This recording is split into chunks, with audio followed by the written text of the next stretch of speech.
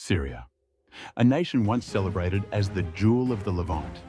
Its bustling trade, rich culture, and fertile lands were a testament to resilience and prosperity. But today, after more than a decade of relentless war, Syria's economy lies in ruins.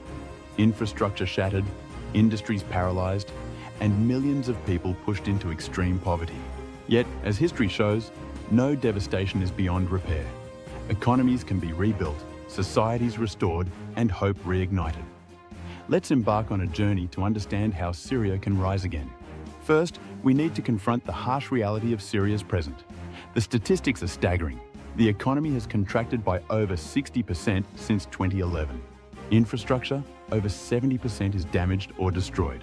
Roads, schools, power plants, homes, all gone or in shambles. Poverty now engulfs 80% of Syrians, while unemployment soars past 50%. Agriculture, once a cornerstone of the economy, contributing a quarter of GDP, has been decimated by war, displacement, and water shortages. But even amidst this devastation, Syria's strengths remain. Its fertile lands, cultural richness, natural resources, and most importantly, its people. These are the building blocks of recovery. Let's start with agriculture.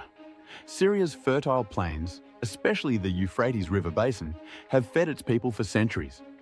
Before the war, agriculture employed nearly half the workforce. By restoring irrigation systems, providing seeds, and empowering smallholder farmers, we can revive food production and rural livelihoods. Imagine fields once barren now thriving with crops again. Then there's Syria's oil and gas reserves.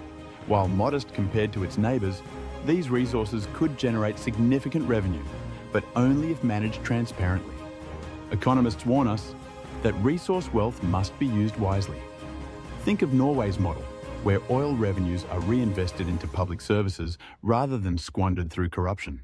And let's not forget Syria's strategic location. Positioned at the intersection of continents, Syria could once again become a logistics hub for regional and international trade. Rebuilding ports, roads, and railways isn't just about infrastructure. It's about reconnecting Syria to the world. Now let's talk about one of Syria's greatest assets, its people abroad. The Syrian diaspora, numbering over 8 million, is a powerhouse of potential. In 2020, their remittances provided $1.6 billion to families back home, a lifeline. But they can do even more.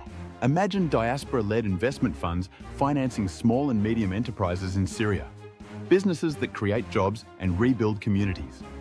Picture expatriates transferring their knowledge in technology, healthcare, and education to rebuild industries and institutions. And their advocacy? It could ease sanctions and rally international support. Just look at India and China, where diaspora contributions played pivotal roles in economic growth. Syria's journey isn't unprecedented. Many nations have risen from the ashes. Let's explore a few examples.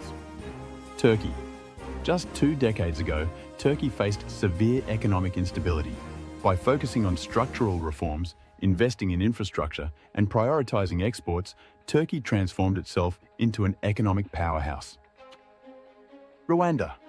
After the horrors of the 1994 genocide, Rwanda focused on unity, agriculture, and combating corruption. Today, it's one of Africa's fastest-growing economies. South Korea. Post-war South Korea prioritized education and industrial policy, becoming a global leader in electronics and shipping. Then, Germany, post-World War II.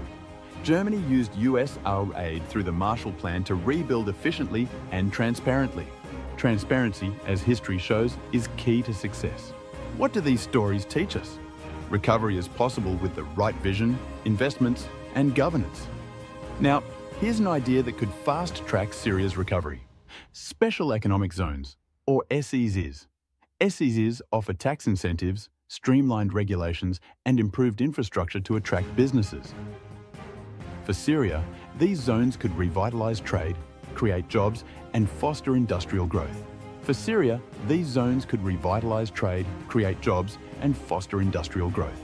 Imagine SEZs near the Turkish border in Aleppo or Idlib, tapping into Turkey's supply chains. Or SEZs in southern Syria, near Jordan, leveraging access to Gulf markets. Coastal regions like Latakia could host SEZs focused on maritime trade.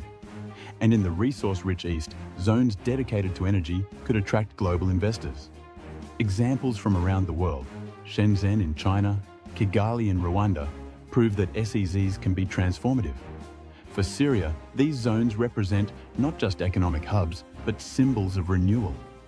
Rebuilding isn't just about bricks and mortar, it's about people. Syria's recovery must prioritize inclusivity. Diverse communities need representation, and past grievances must be addressed to build trust. The Prophet Muhammad, peace be upon him, demonstrated this beautifully when he established unity among the Muhajirun and Ansar in Medina. His leadership teaches us that cooperation, fairness, and shared resources can bring divided communities together. Let's not overlook Syria's cultural heritage. Ancient cities like Palmyra and Aleppo are treasures of humanity. Rebuilding these sites could reignite tourism, drawing visitors from around the world. Tourism isn't just an economic activity, it's a celebration of Syria's identity. Rebuilding Syria will be a monumental task. It requires collaboration among Syrians, their diaspora, neighboring countries, and the global community. By focusing on agriculture, infrastructure, SEZ, and inclusivity, Syria can rise from the ashes. As economist Amartya Sen reminds us, development is freedom. For Syria, that freedom begins with hope and unity. Thank you for watching. Like, share, and subscribe for more insights on global recovery stories. Son.